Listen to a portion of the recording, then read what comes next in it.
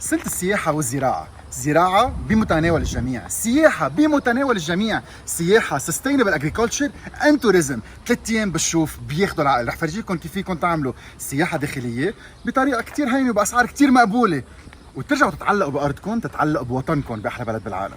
بدكم فرجيكم كيف؟ ما بدها شيء، حقوني.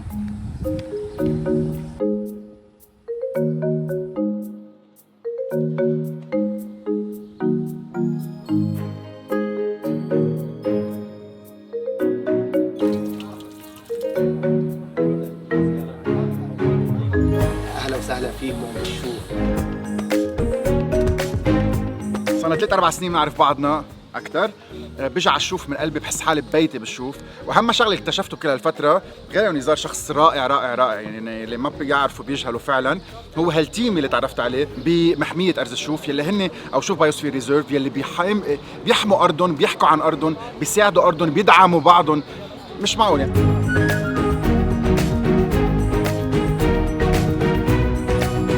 نزار، اول شيء ميرسي لاستقبالكم لإلي هال3 ايام. خبرني شو البروجرام محضرين اياه، شو رح نعمل، شو عم تعملوا؟ اليوم هالمجموعة اللي نحن عم نلتقي فيهم هي مجموعة بيوت الضيافة، بلشت بتجربة صغيرة سنة 2000-2001. اليوم في عنا 28 بيت ضيافة. ببساطة بيوت الضيافة بتستضيفك عائلة، بتهتم فيك، بتحضر الأكل أنت وياهم.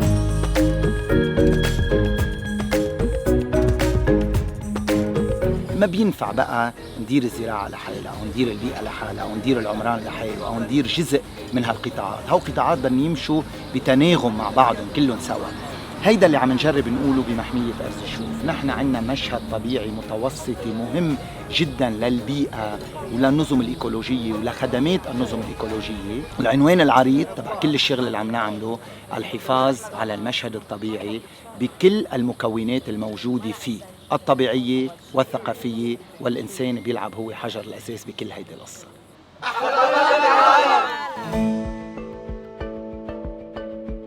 الإحساس اخوات نايمين على تخت برونزاج وعم بتشوفوا بيوت قديمة all around. Amazing!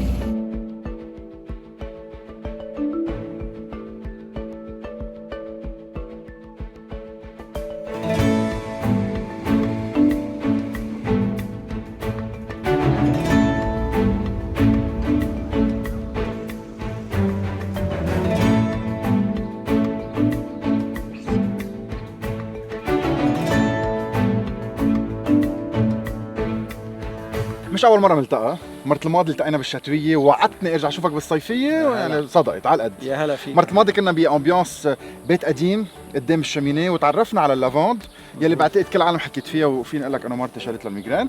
فهلا وصلنا على اللافاند. خبرني جورج شو عم تعمل، انت مين اكثر من بس زرع، حتى حيطان، حتى اركيتكتور يعني. يا هلا فيكم. أنا جورج عربيد، مهندس عمار، جيت سكنت بالضيعة 5 سنين.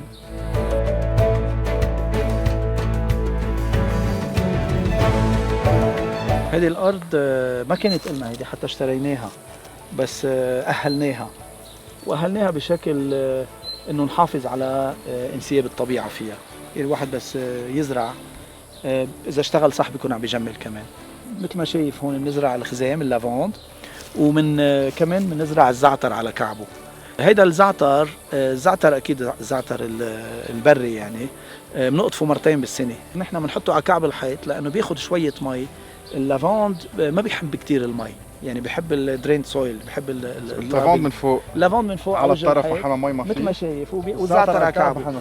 هيدي فيها فوائد اكيد للسقي تبعهم ولطبيعتهم، بس فيها فوائد جماليه كمان. نحن وصغار كنا نقول لافوند يمكن بس بتحطهم بقلب الخزانه او شكلهم حلو، بس واحد اللي بيزرع لافوند لا بيستفيد منهم كثير شيء ثاني. 1000 شغله بنعملها.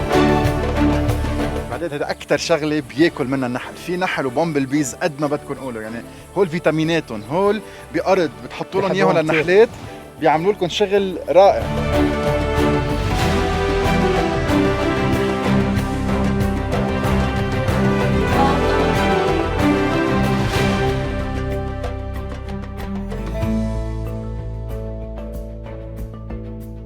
نبلش بالليمونيد مع لافندر. هيدي شغله نحن بنعمل منتج من اللافان، بنقطره بيطلع لنا المي تبعه وبيطلع لنا الاسنشال اويل اللي هو دواء روعه روعه. هاي عندها كلها منافع، ايه واكثر بعد. يعني بتشيل وجع الراس، بتنظف انتي سبتك، بتشيل الاوجاع.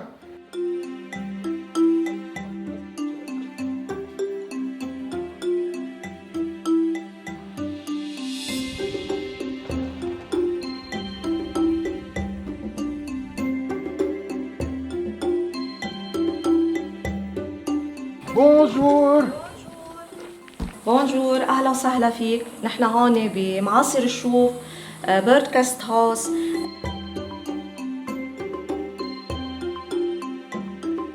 بنستقبل منامي، بنستقبل غدوات. اللي بينام عنا بينبسط كتير. نحن بناخد على الشخص منامي بلا ترويقة 50,000، منامي مع ترويقة 60,000.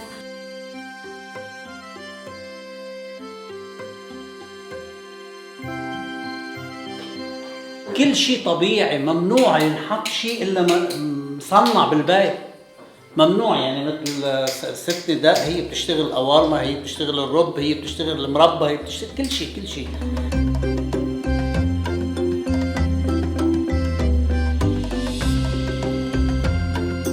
الدجاجة بتبض البيضة، باكل انا جواتها البيضة والقشري برجع بيبسها بفتها وبطعميها هي للدجاجة لتعمل لها الكالسيوم للبيضة التاني ساعدها.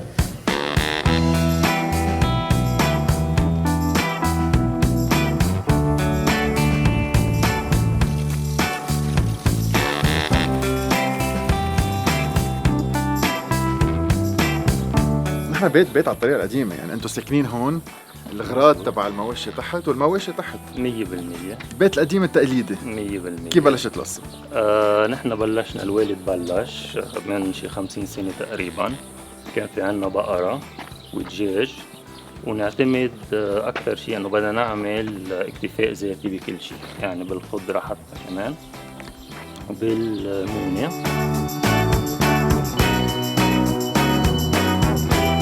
حلو انه بهذا البيت كله اكتفاء ذاتي، يعني شفنا الدجاج للبيض وللدجاج، شفنا الخريف، وهلا البقرة اللي هي رح تخلف اليوم كرمال الحليب. 100%. عنا بيتعرفوا على كل شيء خاصه بالزراعة، من بدايتها للحصيدة وحتى للبرودكشن، كيف بيصير، كيف بنعمل المونة بالتفاصيل طبعا.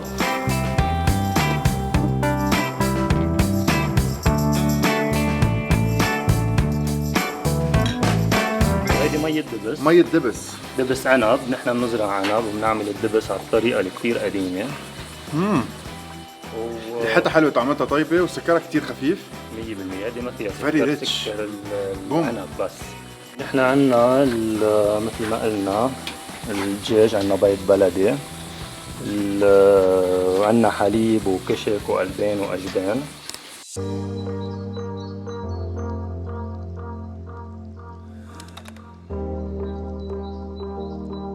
اهلا وسهلا فيكم بفانتاستيك بمعاصر توت توت.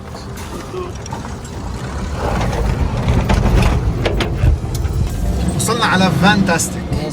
اهلا وسهلا فيكم يعني بفانتاستيك. انت والفانات قصة كبيرة. ايه عندي هوس فيهم، حتى هلا عن جديد عم بستعملهم، عم بعملهم مثل تنتس فيهم يجوا برمنا فرجينا برمنا الدنيا بفان كتير لذيذ، نمت لقاحت عملت برونزاج، وصلنا بالاخر على الارض يلي هي الاساس. رح نبرم اياك، خبرنا شو عامل هون. يلا تفضلوا.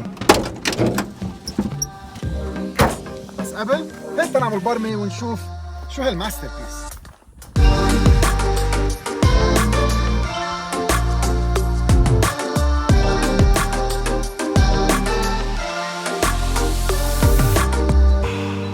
خبرني كل شيء، خبرني ليش واحد بده يمشي تقريبا شي كيلومتر اوف رود تيوصل على محل هالقد بيسفل ويشوف تراكس. خبرني الفكره. هو كل الكونسبت، الفكره من الموضوع انه العالم تجي تعيش اكسبيرينس جديده، تقعد بقلب فان وتنام وتقضي ليله حلوه بالمعاصر. انا قررت يكون بعاد عن العالم، كل مره واحد بده يروق اعصابه، ما لازم يكون في عجقه حواليه ولا عالم، ويكونوا كتير بقلب البريه. فيهم يجوا يناموا ليله في بالفان، وفي فاير بليس، فيهم يشوفوا الستار جايزنج بالليل والسانسيت كمان بعد الظهر.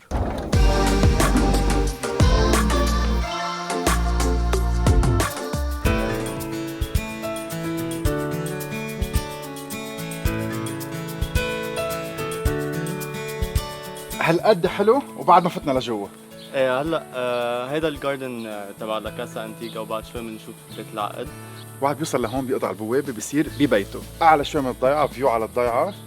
وطب واحد بيوصل لعندكم شو بتقدموا له؟ شو في يعمل؟ عندنا you get the space مع الجاردن. Sadly we still don't serve food, but we have all cooking gear. You can like it's very private. It's for your own like to feel at peace with yourself.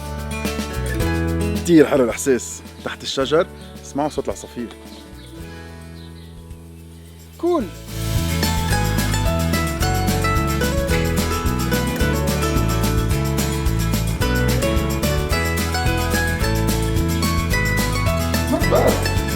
هو البيت هون معمر سنة 1850 تقريبا، يعني جدة وقتها معمره.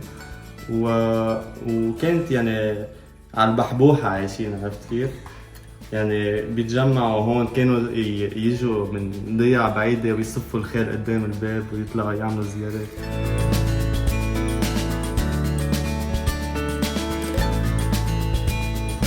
يعني بس باردون يعني جست هاوس كامل 4 اشخاص بس ب 80,000. يعني انا مقضى صيفيه هون. يلا باي.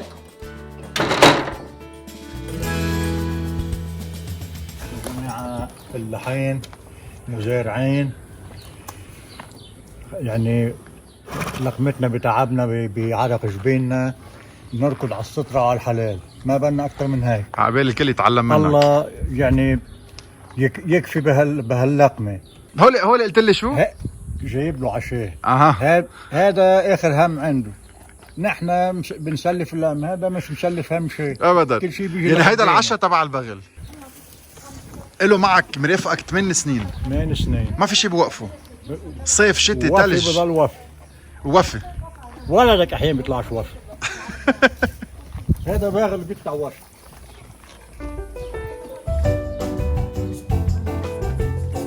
ست اليسار بونجور. خبريني هالضحكة أول شيء بتعقد. خبريني أنت ما عندك بالضيافة، لا بس عندي أنت طاولة عندك ضيافة. طاولة ضيافة. خبرينا أكثر. أنا لازم محمية أول شيء يعني ما كان عندي طاولة ضيافة. واحد بتلاقي إنه رايح على المطعم بيحجز طاولة عندك بالبيت وبياكل من أكلاتك تقليدية قديمة والخضرة من عندكم من الجل. أكيد.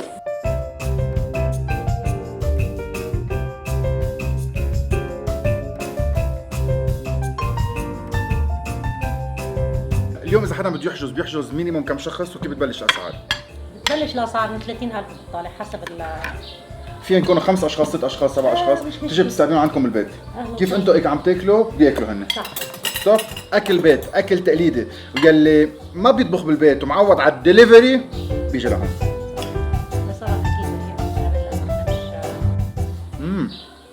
مستويين مزبوط، اللبن مزبوط، شغلة غير شكل. هاي المدردرة لا توب. ما عبالكم مطعم جست هاوس توقفوا حد جست تيبل، ما عبالكم تقعدوا بمطعم، عبالكم توقفوا حد ما عبالكم مطعم وعبالكم تعيشوا جو البيت. واذا ما بتطبخوا بالبيت او عبالكم تعيشوا او تحسوا نفس الاكل الطبيعي اللبناني القديم، تجوا على البيت لهون، بدقوا ليك قبل بنهار، بيحجزوا، وهيدي الاجواء مثل ما كانت ست الطعمينه.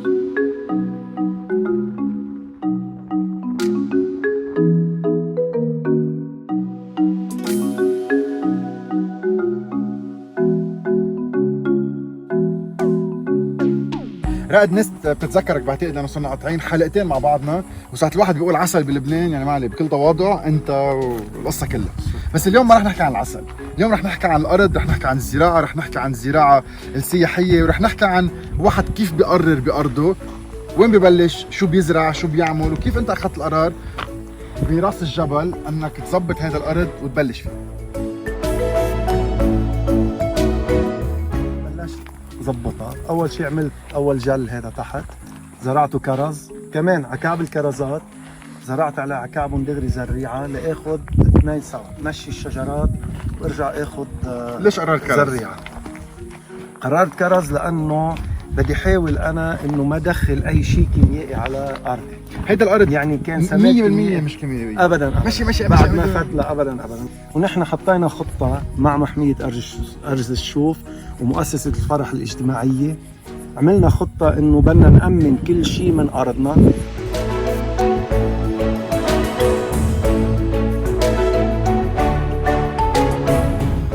ومعهم هسه بعدنا مبلشين. هذا خيار بلدي ما بيسوى نزرع خيار بذرته معدله جينيا مثل ما بتشوفوا طعمتها. انا ما برش هون كيميائيات مثل ما حكينا، بحط كبريت كله على الطبيعه ومعهم جنزاره. كل كيلو كبريت فيه وقيه جنزاره على الطبيعه. صحتين وعافيه. وإسا بلش إلى ريحه حبه الخيار مميزه. واو. يعني نحن كمان انا السنه الماضيه اشتغلت على السياحه الزراعيه. اذا اجى المواطن هو قطف بياخذ نص سعر الكيلو شو ما كان من الخضار. واذا انا قطفت له باخذ حقه، وعم نوفر عليه وعم نعطيه نوعيه كتير جيده، لانه عم ناخذ سعر الكيلو مثل ما هو موجود بالسوق.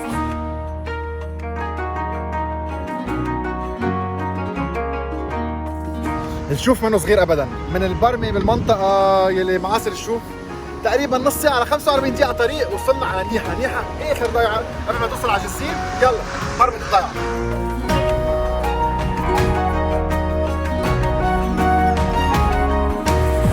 نيحة هي ضيعة آخر ضيعة بقضاء الشوف محافظة جبل لبنان. ببلش ارتفاعها من 1050 عن سطح البحر، بيخلص ب 1850. ضيعة بتمتاز انه فيها كمية هضاب كتير، فيها احراج سنديان، فيها بقايا غابة ارز، فيها قلعة فخر الدين اللي بيقولوا لها قلعة نيحة، اما هي اسمها الاساسي قلعة شقيف تيرون.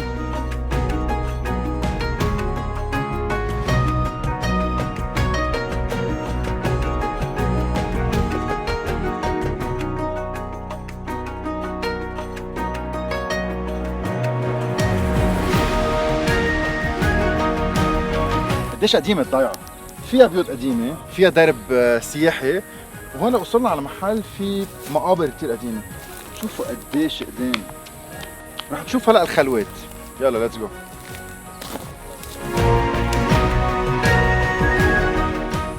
مقامات قامت بحينها هي الخلوة، خلوة عبادة، وعدة خلاوي يعني، وتسميت ثالث الخلوات بناء على ذلك. تعاقب عليها الخلوات شخصيات عديدة، أبرزهم فخر الدين ورد شيخ العقل.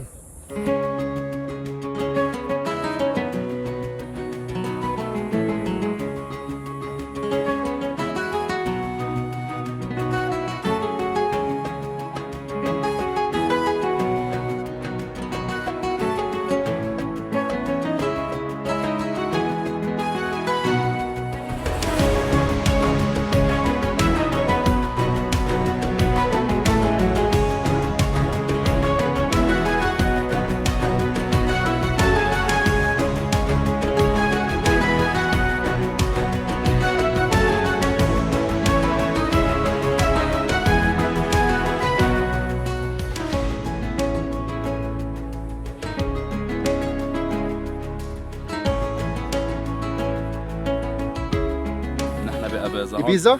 أبازة ABEZA. أبازة هي اسم المنطقة هون. قبازة اوكي هي اسم المنطقة هون. نحن عملناها أبازة، سمينا المشروع اسم على الاسم أبازة يعني. كامب سايت، نفتح صيف شتي أكيد بنسكر. عظيم. عبالكم تخيموا كامب سايت، قاعدة نار بالليل، أجواء حلوة، جبال، مناظر روعة، وفيو كتير حلو. بتسافروا على إبيزا أنتم بقية بلبنان. يا بالأيام اختيارات ما في. أكيد. ونحن هلا صار وقت نروح على القلعة.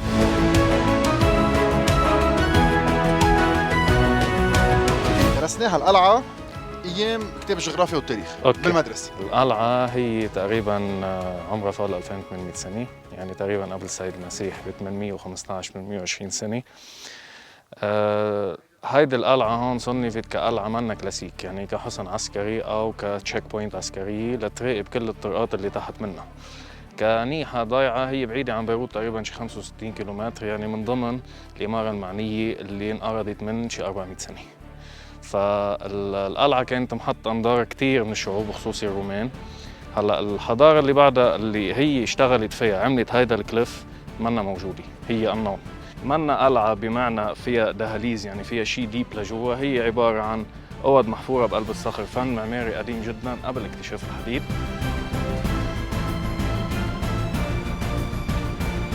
أول شيء مرحبا، كيفك؟ تطلع على التلفزيون عم تشوف هالاكل وبتذوق هالاكل بالبقاع وبشنوب، وانا بقعد بتحرقص بالبيت وانت بتستفزني وكل كيف بدي اشوفك وروح معك. انا بدي اروح معك، بدي معك مشوار. بحب الاكل. ايه بحب الاكل وبذوق الاكل الطيب. اذا اهم شيء الاكل الطيب.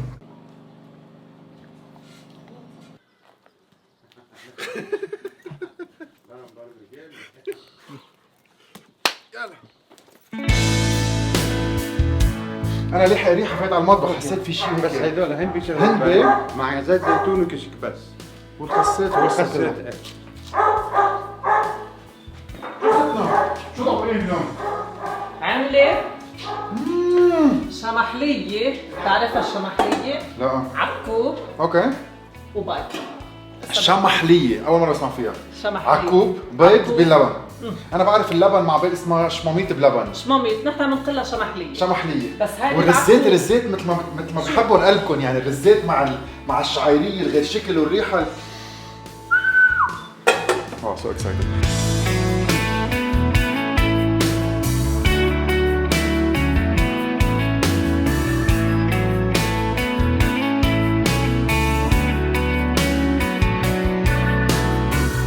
نحن عندنا الجيست هاوس بمرستي جيست هاوس، عندنا 4 غرف، وبنتمنى الزوار يعني يزورونا لانه اسعارنا كثير بعدها مدروسه. جيست هاوس كثير حلو، بيتكم يعني بيت مفروش 100%. صحيح. وبكفيك انه برغش ما عندنا نحن، ما يعني الطقس كثير حلو، ودرجه الحراره بالليل عندنا 14 على طول، ما في شوب، والاكل كثير طيب، واهلا وسهلا بالجميع.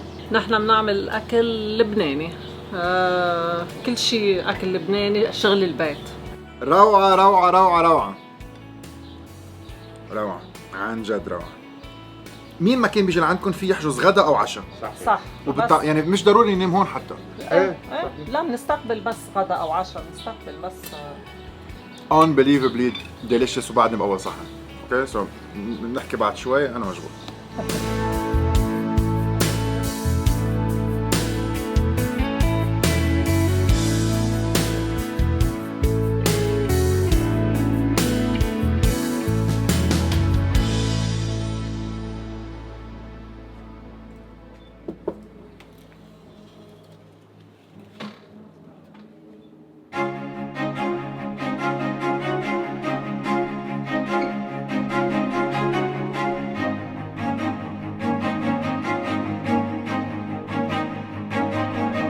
وين وصلنا؟ خبرني. على الاشقر جيست هاوس، هيدا بيتي، بيت جدودي كان عمره 200 سنه، يعني خامس جيل انا بستلمه، ولانه بيت تراثي قديم حلو هيك عملته جيست هاوس. كم اوضه بساع؟ بساع هو عندي 5 غرف، بساع 18 شخص، على طول بيجوا لعندي ناس وبيناموا وبتروقوا على بكره، وعندي قاعده بجنينه برا كثير حلوه طبيعيه كمان.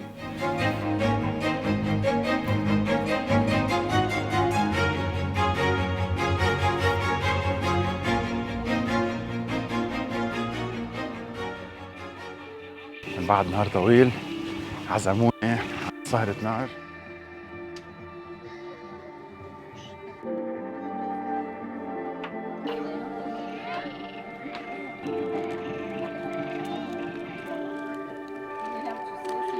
نهار بعقد، نهار كتير طويل، بلش الساعة 7 الصبح، خلص هلا الساعة 9 بالليل، سهرة نار، وقد ما قدرت اعطيتكم افكار عن كيف واحد بيقدر يعمل سياحة داخلية بلبنان.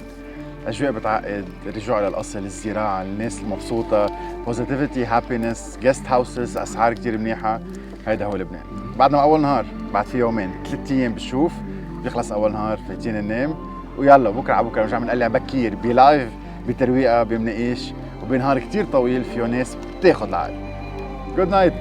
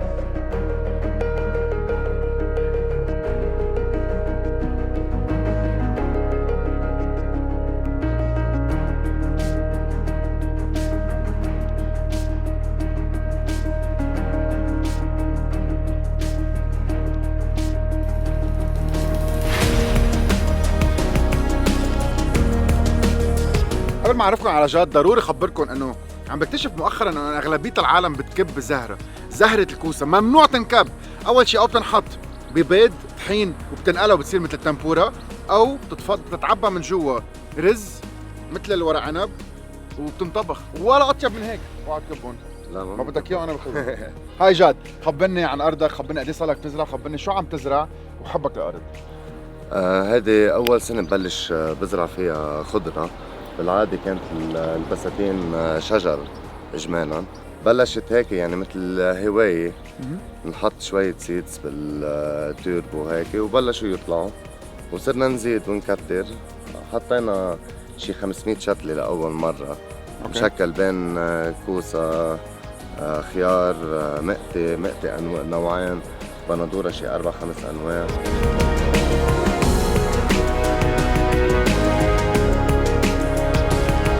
بلفت النظر انه على قناية اللي انت عاملها في اخضر، في اشياء مزروعه، شو عملت؟ شو هاي؟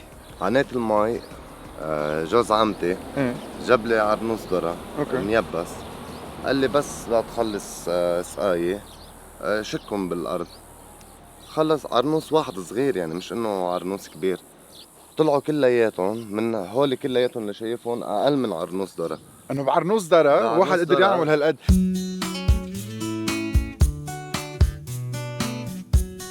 هاي منا شغلتي انا، بلشت بالاول هواية يعني اذا بدك، وبعدين صارت هيك اكثر عشق يعني. بتصير بدك ما فيك كيف واحد عنده اولاد بده يطل عليهم كل يوم. نفس الشيء يعني، بتصير بدك تيجي تشوفهم وين صاروا، شو عم بيصيروا، وين قديش عم بيكبروا.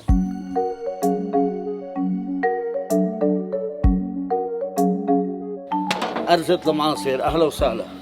زهير أبو عاصم من بلدة المعاصر. شوف، كنت أساساً عسكري متقاعد وطلعت وفتحت المصلحة وعم نشتغل فيها صرنا شي 10 سنين. يعني شو بيميز منقوشتك عن منقوشتك؟ أهم شيء الصدق والمحبة فيها. تاني شغلة بعطيك قمح بلدي.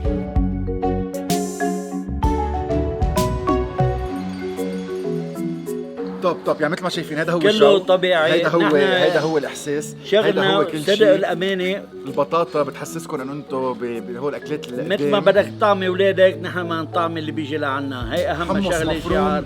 هي حمص مفرومه معموله هلا بلا بصل وبلا شيء.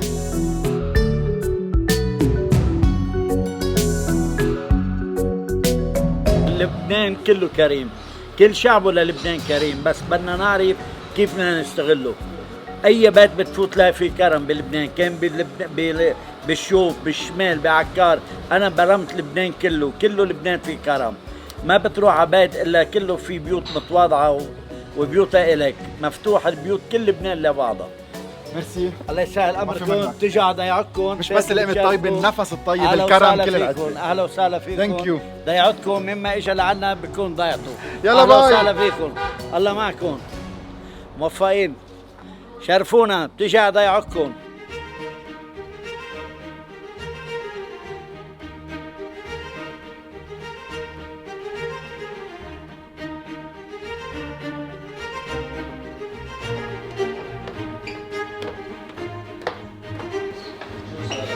في ريحة قلي.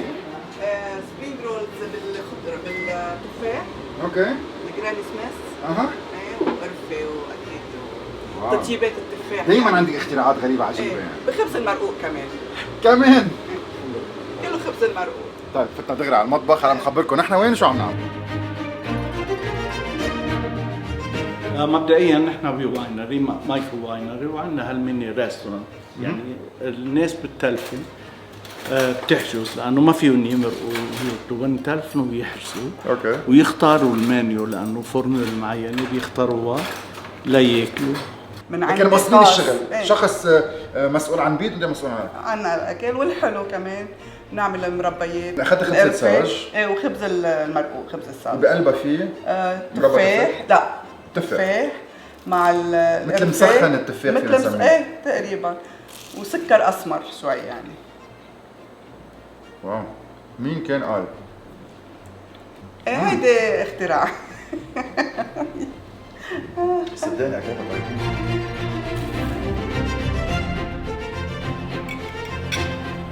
جد روعة، معمول روعة.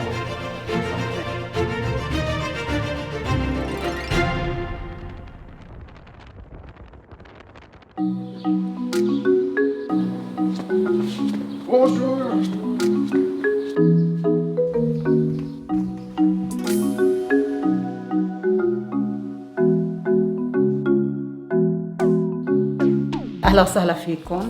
بيت الضيافه بستاني جيست هاوس.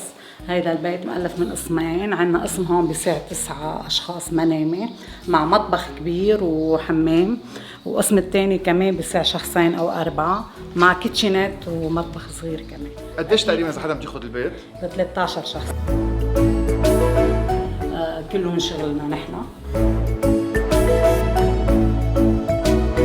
يعني لبنة سردين نعمل لبن فخار، هي لبنة معزة، حليب معزة. ايه بنحطه بالفخار أول شيء لفترة أسبوعين، بعدين بننصلها كل أسبوع، هي مفخوتة من تحت، بننزل المصل وبنحط حليب عن جديد. براد البراد؟ أكيد براد بالفخار.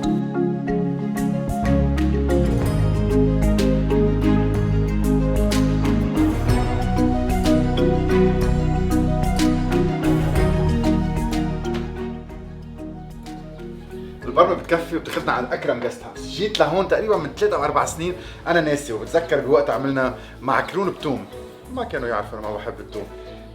والقعده هون حلوه، القعده على البلكون حلوه، عندهم اوضتين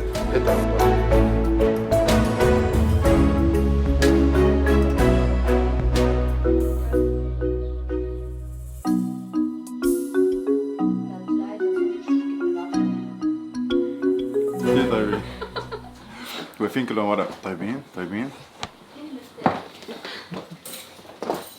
كيك عسل شوجر فري، بيجي بلا شيء بس فيه جوره بالنص، بتحطوا عليه عسل وبتاكلوه لقمه واحده. رائع رائع رائع. هيدا أكرم جيست هاوس موجود بالباروك. شوف نحن عنا جيست هاوس على التراس شوي القديم، عنا غرفتين نوم، غرفة فيها تختين، الفيو فيها بعقد وعلى الضيعة على الباروك، وغرفة فيها 4 تخوتة فوق بعضهم. اللي بيجي لهون بيقدر او هو يقطف بندوراته، يقضف الخضره، ينزل هو ياخذ بيضاته البيض ويتروق دغري دغري دغري دغري فريش. بياخذوا على المقلة بيفقسون وبياكل بيض فريش طازة. أكيد الدجاج بياكل خضرة وبياكل كسر ذرة وقمح.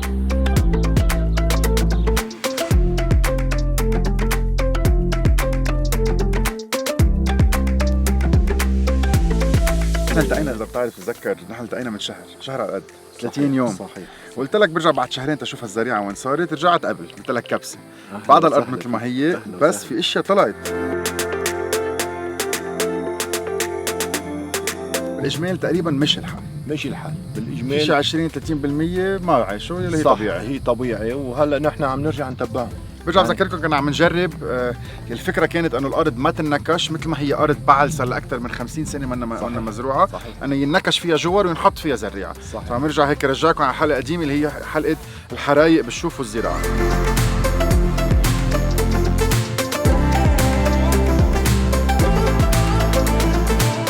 صرت أعرف خصائص الأرض، شو اللي بيفيد الأرض وشو اللي بيضر الأرض. طبعا عم نحكي مش الأرض كأرض، شو اللي بيضر النبات بالأرض.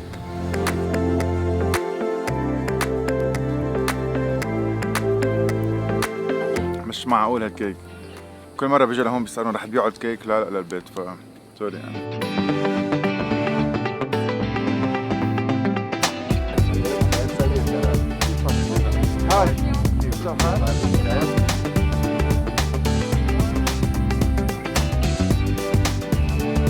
كتير حلو الأجواء، فيري كولرفل، ألوان، هوايات، صوت الطبيعة، موسيقى، الطاولات. شوف هاي نبلش فكرة صغيرة وتطور لصار مشروع كبير حلو مثل ما انتم شايفينه، بمساعدة الأهل والأصحاب والعالم اللي قامت بهيدي الفكرة وحبت إنها تساعدني. كل شيء هاند ميد، كل شيء حاولنا نعمله نحن بأقل تكاليف ممكنة، بدنا نشجع السستينابيلتي أكيد، ونرجع نستعمل الأشياء اللي اوريدي كنا نستعملها قبل من زمان كانوا جدودنا يستعملوها. حاولنا قد ما فينا نكون عم نقلل كوست كرمال نوصل نعمل سوشيال امباكت ونوصل للعالم انه نقدر نعمل بأرض كتير صغيرة ببادجت كتير صغير، فينا نعمل مشروع بيقدر الناس تجي عليه تنبسط تتسلى، تشير هابينس وبوزيتيف فايبس وانرجي وناكل اكل طيب اهم شيء. هول الشوك كثير حلوين، مين بيعملهم؟ اوكي، هودي منتجات بلدية، هون بلدية وهون يدوية. عملوهم عالم اغلبهم نساء، خلقوا فرص عمل لنفسهم لتشجيع على المجتمع المحلي.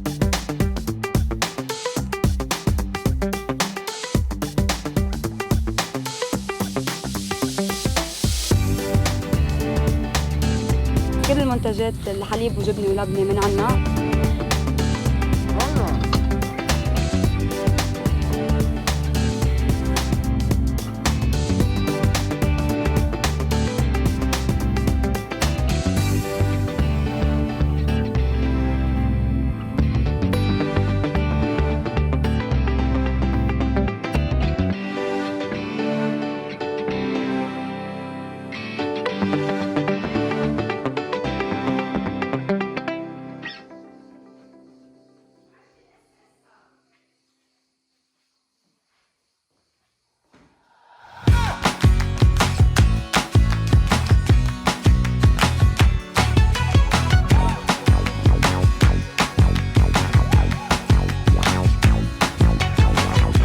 موجود. اهلا وسهلا فيكم. انتم بعين حالتا بالرست. انا وائل كرامي بالرست فول جاست هاوس عين حالتا. نحن عندنا عباره عن شاليات بنأجرهم، مؤلفين من 5 شاليات الجاست هاوس. شاليه منهم كبيره فيها 3 غرف نوم وأوضة قعدة وحمامين ومطبخ، و4 شاليات فيهم غرفة نوم وأوضة قعدة وحمام ومطبخ.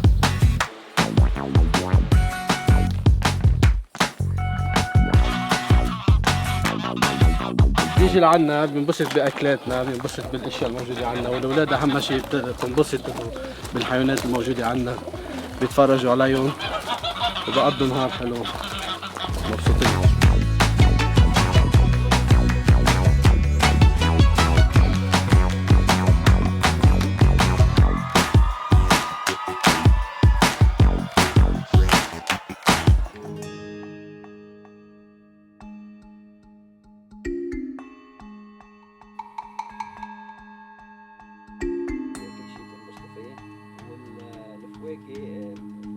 شو هالاجواء اللي قاعدين فيها؟ قاعدين نحن بعرزال، الهواء عم بيجي من مكان، الميات بتاخذ العقل، وانت يعني اقرب منك على الطبيعه ما فيك. مين ما كان بيقدر يعيش الاكسبيرينس عندك؟ اكيد هذا الهدف من هذا المشروع. يجوا الزوار هن يقطفوا الفواكه ويقعدوا يتغدوا بالطبيعه، واذا بيعملوا اكل كل شيء الخضره موجوده، بيعملوا سلطات موجوده هون، واذا ما قدروا يعملوها نحن بنساعدهم بالخبرات تبعنا. والفواكه الموجوده على الشجر منا فواكه بيفتكروها الاهالي بالسوبر ماركت. انا بعتقد في اولاد بفكر انه الفواكه بالسوبر ماركت بتطلع من السوبر ماركت. في شجره للفواكه، بيجي واحد بحس انه عم يقطف تفاح او معقول شو طيبين، قديش غنية، قديش مي. لك طعمة لبنان، طعمة الطبيعة، طعمة الأرض، طعمة المي، طعمة الصيفي بأيار unbelievable. بينتهي ب20 حبة.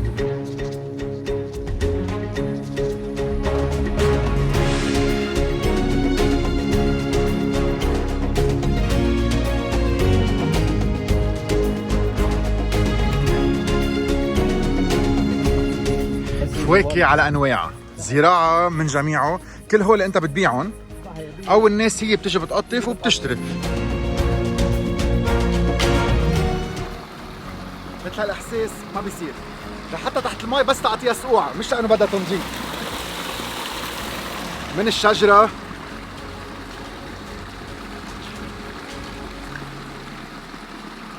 احساس لا يفسر.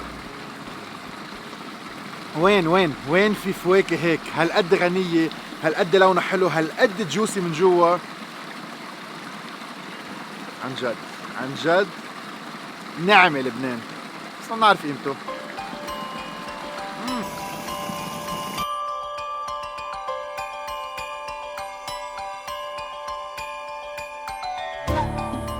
يا اهلا وسهلا فيكم. ميرسي. قاعد عندك بتعقد، الارض عندك بتعقد، واكيد بجمع تقريبا. تشرفونا. اقطعوا قضوا هون، بتقربوا من ربكم. يلا باي. تشكروا على زيارتكم، اهلا وسهلا فيكم.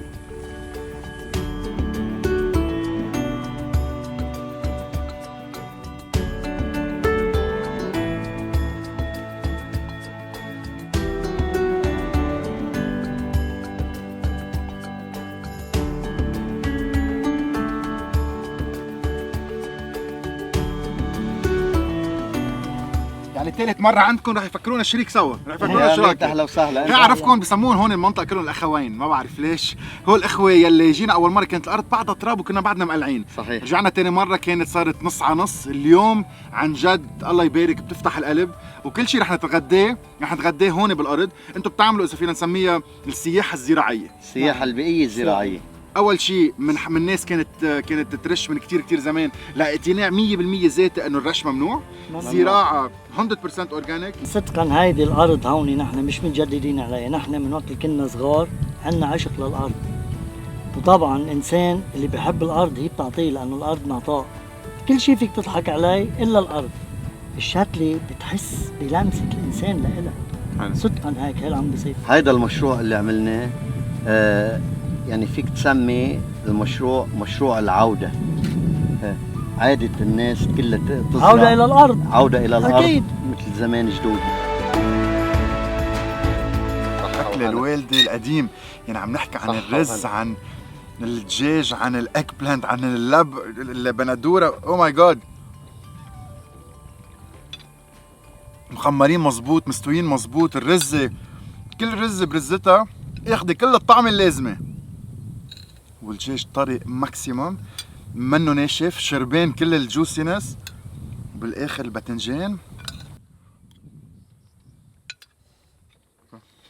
رينج.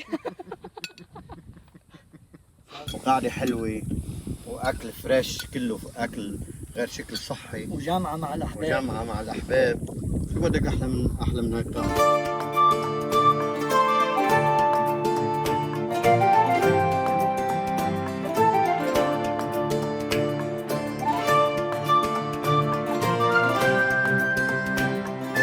وسام قلت لي انت اسال انا بجاوب، شو بدي اسال؟ ساعة حدا بيكون هو والتيم تبعه كاتب كل هالكتب، شو بدي اسال؟ انت بتسالني.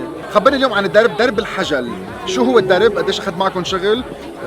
شو هو الدرب؟ ليك هلا هي كل درب هيك له اسم اديرتك شوي بطريقه بالضيعه بالجبل، اشباع لها اهميه كثيره بالتاريخ، ليه؟ لان كان في ممر تجاري، ممر قوافل، ومستعمل على فترات كثيره، مش عم نحكي انه بس ابو 100 سنه، يعني لاحظنا بشباع مثلا انه في عندنا شغلات من تقريبا 1500 سنه قبل الميلاد، معالم ممطيشه مش ضروري يكونوا مربوطين ببعضنا، في عندنا معالم رومانيه، في عندنا معالم من الفتره المملوكيه، من الفتره العثمانيه الى اخره، فبتتخيل انه تقريبا كل التاريخ اللي بنعرفه نحن درسناه بكتاب التاريخ عن لبنان كله بتشوفه بشباع.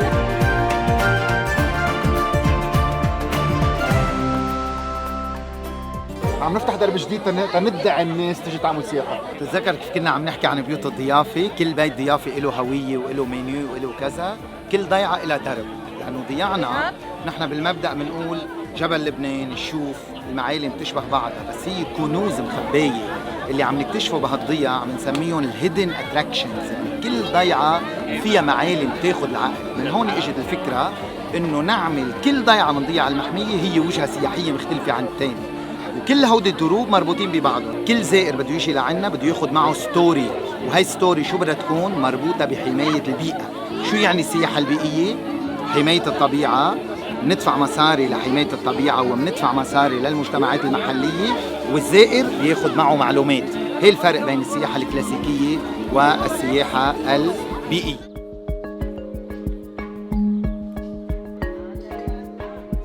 انطوني اهلا وسهلا فيك على بيت الهنا، تابعك من على بكره على الانستغرام، اهلا وسهلا فيك. قالوا لي البيت هون سبيسيال. اكيد هذا ما اقدم البيوت هون عنا بمعاصر الشوف. تقريبا كم سنه صار له؟ تقريبا له 20 سنه، احنا مع الام تي واول جيست هاوس منطقه الشوف. اول جيست هاوس مش بس بالمعاصر، اول جيست هاوس بمنطقه الشوف. احنا بيت عائل قديم اوثنتيك، العالم بتبص تجي لعنا لان في عنده الطابع الجبلي. البيت عباره عن 6 اوض نوم مع 6 حمامات. هذا البيت الطريقه القديمه اللي هو في الساحه الداخليه تبع البيت اللي بتبين على البلكون، بعدين كل بيت بيفوت على اوضه وكل اوضه عندها حمامه. صحيح، هون عندنا اوض في اوريدي جاست هون موجودين بنص معاصر الشوف، حد بيت المحميه. صحيح، بيت الهنا من ادم بيوت، هو تابع لاوتيل الفندق، تابع لاوتيل الفندق، يعني العالم لما تيجي لعنا اثنين من هذا البيت فيها تستعمل كل الامنتيز تبعوا الفندق. شو هالمنظر، شو هالطقس، معاصر الشوف 1200 متر، هوايات كتير حلوين، برودات لذيذين. وهلا وقفت اطلع بالسانسيت، عم بتذكر هالنهار اللي بعقد، عم بتذكر الناس اللي بتحب ارضها، سياحه داخليه، بيوت ضيافه، اكل ولا اروع، كل شيء اكلته اورجانيك، كل شيء اكلته من الارض، هلا المواسم، هلا الخضره، اللقمه، النفس، مش معقول. عبالكم تكتشفوا بلدكم، عبالكم اولادكم يكتشفوا بلدكم، عبالكم تنبسطوا وترجعوا تتعلقوا بارض لبنان. ما بدها شيء، بتدوروا السياره وبتطلعوا. كل لبنان بيرحب فيكم، كل لبنان جباله حلوين، ضيعوا حلوين، ويعني رح يضل احلى بلد بالعالم لو شو ما صار. بنبسط بالسانسيت وبكره نهار جديد.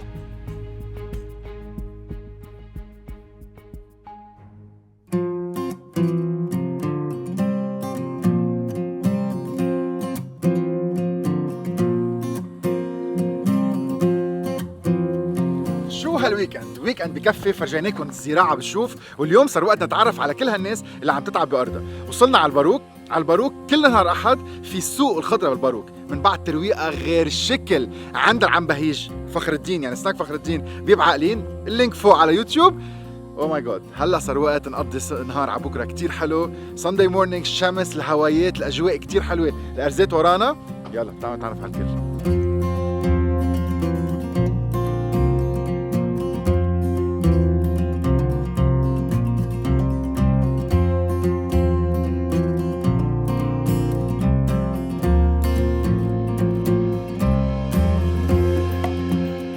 هيدا السوق هو مثل فسحة للمنتجين والمزارعين ليكونوا دغري بكونتاكت مع الكاستمرز اللي بدهم يجوا مع الزوار، لأنه بتعرف بالسوبر ماركت حيكون في هيدا الليزون بين السوق وبين بين المعارض وبين المنتج نحن أو بين الشاري، فنحن قررنا نلغي هيدا الليزون ويجي العالم دغري يشتروا دغري من العارضين. هيدي بتكمل الايمج تبع محمية أرض الشوف، نحن بنشتغل مع المزارعين مع المنتجين، ندعم لهم الأراضي تبعونهم، بنساعدهم.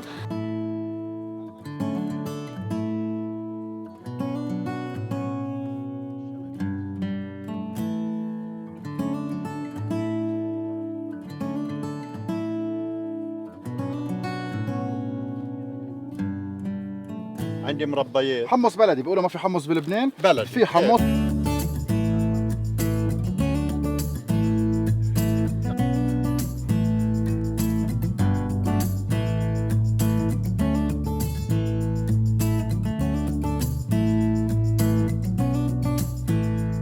قديش حلو، كل واحد منهم خبرني خبريه، كلهم سوا بينجمعوا عن اللبناني بالاجمال، كل واحد ببيته، كل واحد بارضه، كل واحد مع ضحكه كثير حلوه، وكلنا سوا مع بعضنا، كل واحد عم بيعطينا النفس تبع حبه لوطن. في احلى منها؟ اذا عبالكم تظهروا تعرفوا اولادكم على هيدي الاجواء، اذا عبالكم تكتشفوا شيء حلو، عبالكم تشتروا مو للبيت، عبالكم تقضوا شويه وقت تحت الشمس، تتنشأوا هوا كثير حلو. هيدا السوق كل نهار احد من الساعه 10 الصبح للساعه 6 بعد الظهر. انا رجعت محمل منيح هالجمعه، ما رح تنبسط منه.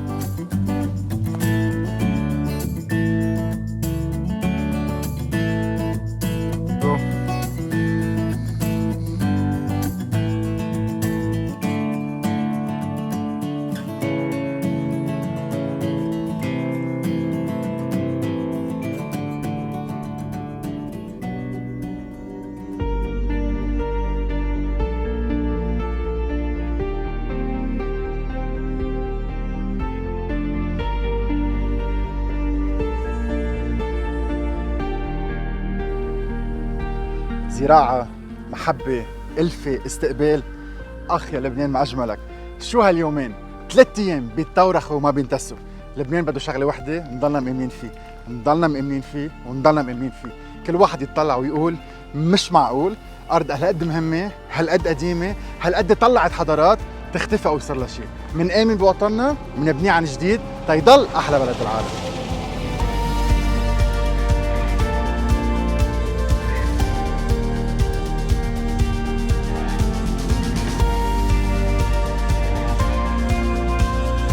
سياحة من خليك تحكي، رح تحكي 3 ساعات. اختصروا لنا الفيديو قد ما في. أهم شيء المدام مزاج تفلت اخذت لها محل. ما بدهم شيء طري هيك، شوية لبنة، صوص. نعم. يلا معي. ليش؟ حد هالعائلة. يلا. طبيعية تثبت إنه نحن حب الطريق. صوتي كثير واطي صح. يلا فينا حماس، بدنا نجيب ناس لهون. يلا تعالوا لعنا، اهلا وسهلا واهلين الك، مرحبا. اهلا. شو بعد؟ ما تركتي مجال لحدا. شو بعد بدي اخبرك؟ ولا مي. خذ نفس.